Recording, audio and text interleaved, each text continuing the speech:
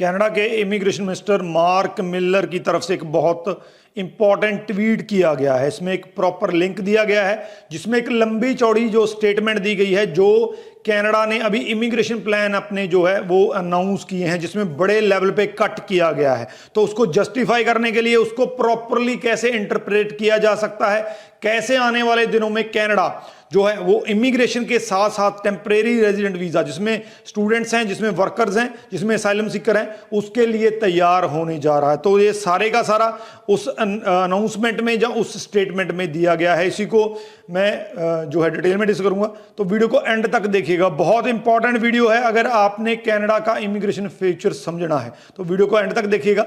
उससे पहले हमारा यूट्यूब चैनल जरूर सब्सक्राइब कर लीजिए क्योंकि इस पे आपको ऐसी ही इंफॉर्मेटिव वीडियोस देखने को मिलती। तो बात करते हैं जो रिसेंटली स्टेटमेंट दिया गया है जिसमें कट अनाउंस किए गए थे, उसमें 5 ऐसे पॉइंट हैं। हालांकि नंबर आपको मिल गए होंगे, लेकिन उसमें 5 ऐसे पॉइंट हैं जो आने वाले टाइम में कनाडा की इमिग्रेशन की डायरेक्शन जो है वो डिसाइड करने वाले हैं। चाहे आपने पीआर अप्लाई करना है, चाहे आप स्टडी वीज़ा पे जाने वाले हैं या जा चुके हैं, चाहे आप वर्कर हैं, तो इन 5 पॉइंट्स में सबके लिए कुछ ना कुछ ऐसा है कि जो आपको बताएगा कि आने वाले दिनों में कनाडा का इमिग्रेशन जो सिस्टम है वो कहाँ जा सकता है। तो सबसे पहले इसमें कहा गया है कि ये जो रिडक्शन है, क्योंकि ये सबसे इंपॉर्टेंट पॉइंट था, ये जो रिडक्शन है वो कनाडा में पॉपुलेशन ग्रोथ को कम करेगा। इसी पॉपुलेशन ग्रोथ को कम करने के लिए ही ये रिडक्शन किया गया है। अगले 2 या 3 साल तक बड़े लेवल पे पॉपुलेशन रिडक्शन होगा, जिसके कारण कनाडा में जो हाउसिंग क्राइसिस है, जो हेल्थ केयर का क्राइसिस है, जो वहाँ पे सर्विसेज चलती हैं जिनका इस टाइम पे उतना बढ़िया नहीं चल पा रहा है क्योंकि पॉपुलेशन बहुत ज़्यादा है, तो उन पे डायरेक्ट इम्पैक्ट पड़ने वाला है। कहीं ना कहीं पे कम हाउसिंग की जरूरत पड़ेगी, हेल्थ केयर पे भी। सो डायरेक्ट और इनडायरेक्ट हर एक चीज़ पे असर पड़ने वाला है, क्योंकि अगर पॉपुलेशन जितना जल्दी अब ग्रो हुई है इतना जल्दी ग्रो नहीं करेगी, जहाँ एक जो है पॉपुलेशन एक लेवल पे जाके रुक जाएगी, तो कनाडा में ये जो प्रॉब्लम्स है वो अपने आप ही रिड्यूस हो जाएंगी। तो इसका बड़ा रीजन जो है वो पॉपुलेशन को कंट्रोल करने के लिए माना जा रहा है। दूसरी चीज उन्होंने कही कि ये बहुत इंपॉर्टेंट है, बहुत ही ज़्यादा इंपॉर्टेंट है अगर आप कनाडा जा रहे हैं या कनाडा में बैठे हैं, पीआर की तैयारी कर रहे हैं। उन्होंने कहा कि जितने भी नंबर हमने दिए हैं उसमें से 40% जो है वो वहाँ पे जो बैठे हैं वही लोग जो है इमिग्रेशन स्लॉट्स को फिल करने वाले हैं। इसका मतलब ये है कि अगर आप कनाडा में बैठे हैं, चाहे आप स्टडी वीज़ा पे गए थे, चाहे आप वर्क वीज़ा पे गए थे, जो भी टेम्परेरी रेजिडेंट वहाँ पे बैठा है, अगर वो रिक्वायरमेंट्स पूरी करता है तो 40% सिर्फ उन्हीं को मिलेगा जो विद इन कनाडा है। तो ये एक बड़ी बात है, क्योंकि इससे पहले कनाडा में जो एक्सप्रेस एंट्री में जाते थे वो बाहर से भी जाते थे, आउटसाइड कनाडा में बहुत सारे प्रोफेशनल ऐसे थे जो पीआर होते थे, कनाडा के अंदर से भी आते थे, लेकिन अब 40% जो है वो उनके लिए रिजर्व कर दिया गया है। और आने वाले दिनों में उन्होंने कहा है कि आने वाले दिनों में हम एक ऐसा प्रोग्राम जब पाथवे अनाउंस करने वाले हैं जिससे जो टेम्परेरी रेजिडेंट वीज़ा पे हैं उनको डायरेक्ट पीआर किया जा सके। ये अपने आप में बहुत बड़ी स्टेटमेंट है।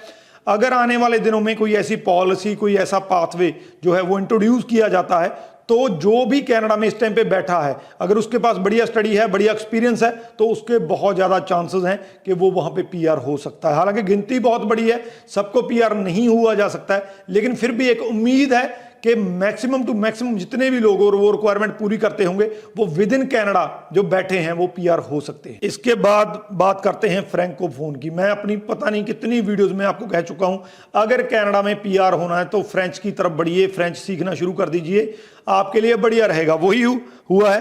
फ्रैंकोफोन जो इमिग्रेशन है उसको 2025 में 5% मिला है, 2026 में 5% मिला है, और 2027 में जो है वो 10% मिला है। तो इस तरीके से जो फ्रैंकोफोन अलग से एक इमिग्रेशन प्रोग्राम वो निकालते हैं जिसमें अगर आपके पास फ्रेंच की स्किल्स हैं, आप फ्रेंच में फ्लुएंट हैं, फ्रेंच जानते हैं, तो आपके लिए एक अलग से, जैसे हेल्थ केयर का है, ट्रेड्स का है, जो ड्रॉ है वो अलग से निकलता है। तो जो भी इस टाइम पे अगर आप फ्रेंच कर लेते हैं, उसका A1 A2 B1 B2 level, जो भी बढ़िया लेवल है वो कर सकते हैं, तो आप इस प्रोग्राम के लिए, उस ड्रॉ के लिए एलिजिबल हो सकते हैं। आपके पॉइंट बहुत बड़ी गिनती में जो है वो बढ़ सकते हैं और आप पीआर डाल सकते हैं। तो फ्रैंकोफोन इस स्टेटमेंट का एक मेजर पार्ट है कि आने वाले दिनों में फ्रेंच को और भी प्रमोट किया जाएगा। इसके बाद उन्होंने स्टूडेंट्स की भी बात कही। उन्होंने कहा कि जितना स्टडी वीज़ा अब तक इशू हुआ है उसमें कहीं ना कहीं पे जो वहाँ पे कम्युनिटीज़ हैं वो उतने स्टूडेंट्स को अब्जॉर्ब नहीं कर पाई हैं। गिनती ज़्यादा थी स्टूडेंट्स की और कम्युनिटीज़ के पास उनको अब्जॉर्ब करने के लिए, उनको अकोमोडेशन देने के लिए जगह कम थी, चाहे वो हाउसिंग को लेकर थी, चाहे वो हेल्थ केयर को लेकर थी, चाहे वो सर्विसेज को लेकर थी। तो कहीं ना कहीं पे इसीलिए इतना बड़ा जो है क्राइसिस वो खड़ा हुआ है। इसी वजह से हमने जो स्टडी वीज़ा है उस पर कट लगाया है। पहले कट लगा था 35% का और 2025 में 10% का कट और लगा दिया जाएगा। यानी कि टोटल जो गिनती है 2025 में जो वीज़ा इशू किए जाएंगे वो 3,05,900 वीज़ा जो है वो टोटल स्टडी वीज़ा इशू किए जाएंगे। तो स्टूडेंट्स का इस टाइम पे जो सिनेरियो चल रहा है, हालांकि स्टडी वीज़ा का ट्रेंड बहुत बढ़िया है, इसकी वजह ये है कि बहुत से स्टूडेंट जो है वो अप्लाई कर रहे हैं और जो टारगेट कनाडा ने रख रखा है वो भी कहीं ना कहीं पे पूरा होता नहीं दिख रहा है। लेकिन इसके बावजूद 10% कट और लगा है। 2025 में और भी कम स्टडी वीज़ा इशू होंगे। लास्ट में बात करते हैं वर्क वीज़ा की। तो इस टाइम पे कनाडा ने वर्कर्स के जो फॉरेन वर्कर्स हैं उनकी गिनती में भी कट लगाने का फैसला किया है। इसमें प्राइम मिनिस्टर ने खुद कहा स्टेटमेंट में, उन्होंने कहा कि हमारे बिजनेस को वर्कर्स की ज़रूरत है, वो जरूर वो यहाँ पे आएंगे, लेकिन जो चीप लेबर फॉरेन से बुलाने वाला जो है जिसको मिसयूज किया जाता है एलएमआई को, तो वो हम रोक रहे हैं। ये अपने आप में बहुत बड़ी स्टेटमेंट है क्योंकि इससे पहले बहुत से ऐसे कंट्री हैं, अफ्रीकन कंट्री हैं, एशियन कंट्री हैं, जिसमें से फॉरेन से लोगों को एलएमआई के थ्रू वहाँ पे वर्क दिया जाता था। अब कहीं ना कहीं पे उस पर रोक लगा दी गई है। लेकिन यहाँ पे मैं आपको बता दूं कि जो जेन्युइन वर्कर हैं, उन्होंने कहा कि जो जेन्युइन वर्कर हैं, जिन बिजनेस को वाकई ही यहाँ पे टैलेंट या स्किल नहीं मिल रही है कनाडा में, उनको वो जो है फॉरेन से वर्कर को बुला सकते हैं। तो वो एक तरह से बैलेंस करने की कोशिश की जा रही है कि बिजनेस को वर्कर भी मिलते रहें और कहीं ना कहीं पे जो कनाडा में लोग बैठे हैं उनकी एम्प्लॉयमेंट भी जो है उसको कोई खतरा ना हो जो फॉरेन वर्कर आते हैं उनकी वजह से। तो ओवरऑल अगर हम इस पूरी स्टेटमेंट को देखें तो इसमें एक ही है कि जो पॉपुलेशन इस लेवल पे ग्रो हुई है थोड़े सालों में, उसको रिड्यूस करने की कोशिश की जा रही है। कनाडा का जो इमिग्रेशन सिस्टम जिसको कहा जाता है कि अब हौच पौच हो चुका है, उसको फिक्स करने की कोशिश की जा रही है। आने वाले दिनों में इस स्टेटमेंट से रिलेटेड जो हम और भी कई अनाउंसमेंट्स सुन सकते हैं, तो टाइम टू टाइम मैं आपको अपडेट करता रहूंगा। इस वीडियो को शेयर जरूर कर दीजिए क्योंकि बहुत ज़्यादा इंपॉर्टेंट पॉइंट है। अगर आप इसको प्रॉपरली अंडरस्टैंड करते हैं तो आप कनाडा के इमिग्रेशन सिस्टम जो आने वाले 3 सालों में बनने वाला है तो उसको आप जो है समझ सकते हैं। तो वीडियो को शेयर कर दीजिए। इस वीडियो के रिगार्डिंग अगर कोई क्वेश्चन है तो नीचे लिख दीजिए, आपको आंसर मिल जाएगा। राजवीर चहल, थैंक यू सो मच।